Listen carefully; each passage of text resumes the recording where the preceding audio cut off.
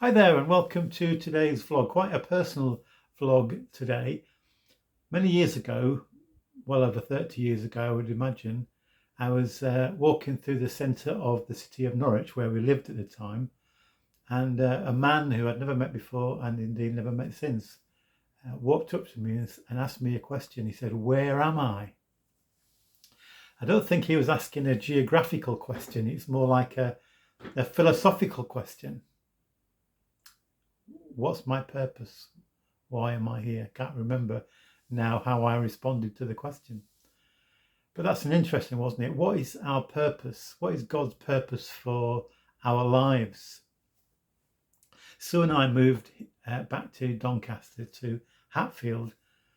Well, it was about 18 months ago now, when I retired from the full-time active Methodist ministry. And as I've said before, Sue wasn't all that keen on retiring at that time, because she really would have loved to stay longer in Leicester where we were, but I felt it was right, and we agreed and moved here. And the property we bought is the bungalow that we're living in now. It's in many ways a lovely bungalow. It's nice to live in a bungalow, first time we've ever done that. And we've had a little bit of work done, which has made it even more suitable for us. But it's not in the kind of position that we imagined it would be. What we would, in some ways, hoping for and maybe praying for was to be in a place where we had neighbours around us that we could get to know and build relationships with and maybe share our faith with. But where we live now, it's on quite a busy main road. So we've got to know our next door neighbour, an elderly lady, and we've got some new neighbours just moved in to the side, which is a new build. But apart from that, we don't know very many other people, because, well, partly because it's on this busy main road, we don't have easily accessible neighbours, and also because of COVID.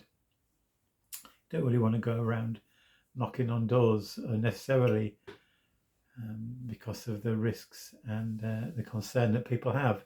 So really we haven't got to know many people, other than, of course, the friends we had in Doncaster when we lived here before. But even there, we haven't been able to meet up as much as we probably would have done in non-COVID times.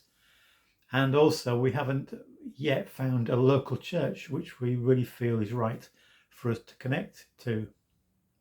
So why has God brought us here? What's God's purpose for us? That's what we've been wrestling with, really, and still a little bit unsure about our calling here, our role that God has for us. I've done a bit of preaching, but not a great deal. So we're a little bit, in some ways, a little bit unsettled about that, uncertain. And we're having a chat about it recently, and Sue said maybe we need to just give it a bit more time, and then if nothing is apparent, maybe we may even need to move again. Not ideal, but who knows? We want to be where God wants us to be, although we did, well, I certainly felt led to come here, and I think Sue's getting more used to it. Certainly now we've had the improvements to the property. We both love the property, but it's the situation we find ourselves in. So why are we here? And yesterday I really prayed to God and asked God for a sign. If it's right that we should be here, then Lord, would you give me a clear sign of that? A couple of days ago, Sue and I listened to an interview which J. John did with a guy who's a Bible teacher. And one of the questions asked was, how does God guide us through the Bible? How does God speak to us through the Bible? And of course, some people just take a hold of a Bible, open it up, put their finger on a verse and read it. And you probably know the story about a man who did that. And the verse he came to was, Judas went off and hanged himself.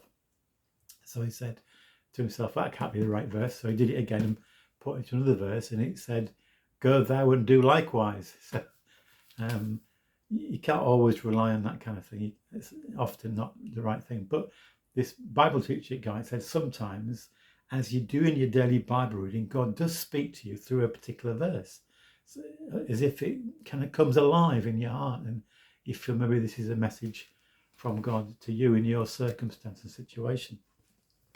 I've started reading this year through the Message Bible, which I'm really enjoying the Message, because this is the original Message, which doesn't have verse numbers all over the place. It has the chapter numbers, but then it's like almost like reading a normal book, and I'm quite enjoying that. And yesterday, after I'd prayed this prayer, I sat down and read from Genesis, where I'm starting at the beginning, going through the Bible, and I was in Genesis 26, where there was a famine in the land, and Isaac was thinking about moving on.